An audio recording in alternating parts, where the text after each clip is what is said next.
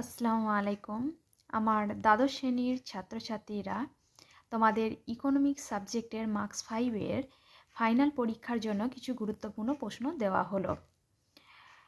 দেখো, চতুর্থ অধ্যায়ে উৎপাদন তত্ত্ব থেকে 3টি প্রশ্ন দেওয়া আছে।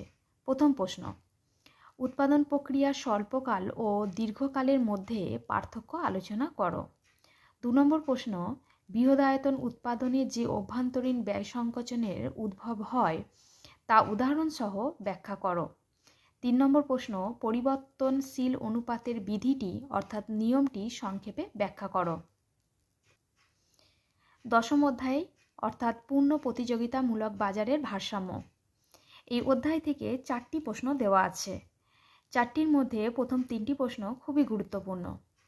প্রথম প্রশ্ন, পূর্ণ প্রতিযোগিতামূলক বাজারে ফার্মের স্বল্পকালীন ভারসাম্য চিত্রসহ ব্যাখ্যা করো।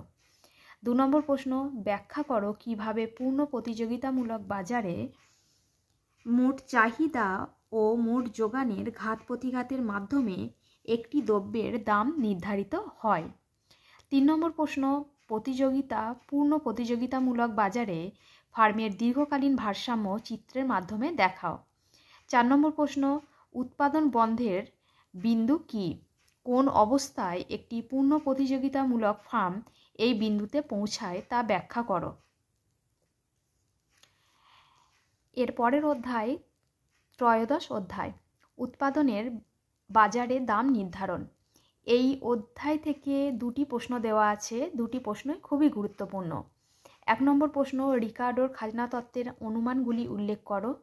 2 নম্বর প্রশ্ন, নগদ পছন্দের তত্ত্বে কিভাবে সুদের হার নির্ধারিত হয়। এরপরে চতুর্দশ অধ্যায় অর্থাৎ জাতীয় আয় থেকে প্রশ্নগুলি দেখো। এই অধ্যায়ের তোমাদের 4টি প্রশ্ন দেওয়া আছে।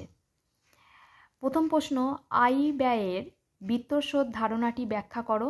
2 নম্বর প্রশ্ন, কোনো দেশের জাতীয় আয় পরিমাপ করার অসুবিধা অর্থাৎ সমস্যাগুলি আলোচনা করো।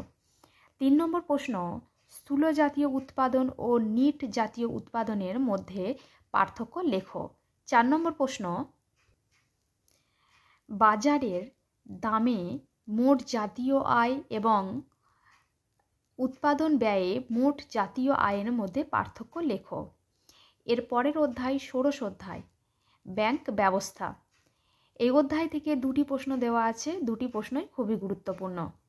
1 নম্বর প্রশ্ন, বাণিজ্যিক ব্যাংকের মূল কার্যাবলী আলোচনা করো। 2 নম্বর প্রশ্ন, সমস্ত বাণিজ্যিক ব্যাংকগুলি কিভাবে আমানত বা ঋণ সৃষ্টি করে। এর পরের অধ্যায় অষ্টাদশ অধ্যায়, আন্তর্জাতিক বাণিজ্য ও লেনদেন ব্যালেন্স। এই অধ্যায় থেকে 3টি প্রশ্ন দেওয়া আছে। প্রথম প্রশ্ন, বাণিজ্যিক উদ্বৃত্ত ও লেনদেন উদ্বৃত্তের মধ্যে পার্থক্য লেখো। 2 নম্বর প্রশ্ন, লেনদেন ব্যালেন্স ঘাটতি মেটানোর জন্য গৃহীত ব্যবস্থাগুলি উল্লেখ করো। 3 নম্বর প্রশ্ন, লেনদেন ব্যালেন্সের হিসেবে চলতি খাত ও মূলধনী খাতের মধ্যে পার্থক্য লেখো। এর পরের অধ্যায় 49 অধ্যায়, বিস্তৃতির পরিমাপক। এই অধ্যায়ে তোমাদের 5টি প্রশ্ন দেওয়া আছে। 5টি প্রশ্ন এখানে অঙ্ক আছে। এই অঙ্কগুলির সাথে তোমাদের থিওরি অর থাকে, তবে এই অঙ্কগুলি সব অঙ্কই একই প্রসেসে হয়। এই অঙ্কগুলি তোমাদের আমি একটি অন্য ভিডিওতে দেখিয়ে দেব। এর পরের অধ্যায় 20 অধ্যায়, দারিদ্র্য, বৈষম্য ও বেকারি। এখান থেকে তোমাদের 3টি প্রশ্ন দেওয়া আছে। 3টির মধ্যে 2টি খুবই গুরুত্বপূর্ণ। প্রথম প্রশ্ন, ভারতে আয় বৈষম্যের কারণগুলি উল্লেখ করো। দ্বিতীয় প্রশ্ন, বেসরকারি কেন্দ্রায়ন কাকে বলে?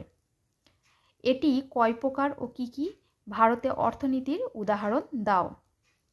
3 নম্বর প্রশ্ন, ভারতে কর্মসংস্থান সৃষ্টির জন্য সরকার যে সমস্ত ব্যবস্থা গ্রহণ করেছেন তার সংক্ষিপ্ত বিবরণ দাও।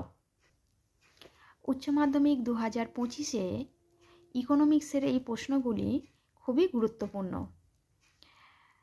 ভিডিওটি ভালো লাগলে লাইক করো এবং বন্ধুদের মাঝে শেয়ার করো।